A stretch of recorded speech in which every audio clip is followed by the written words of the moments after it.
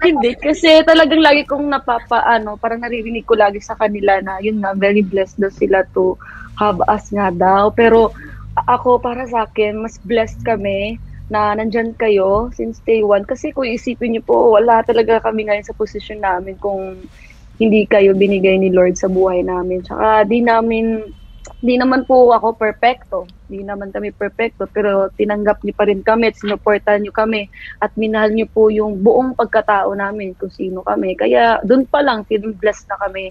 So, thank you, Ate Mayet, at thank you, Ate Ditsi, at sa patuloy na sumusuporta sa amin. Mahal namin kayo talaga. From the bottom. I love it.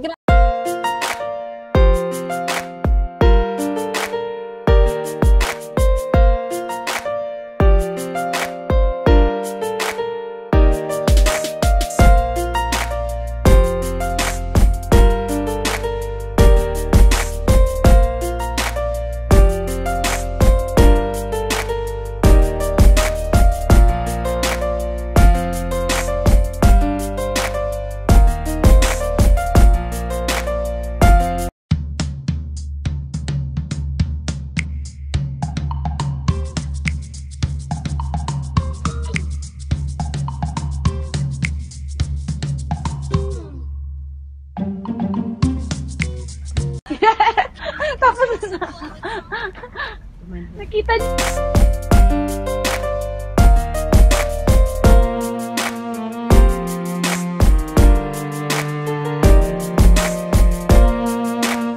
Maging passionate sa performing. Kasi yun nga, parang nag-start na nga ako na parang mas i-enhance nga yung singing skills ko, tsaka yung dancing skills ko.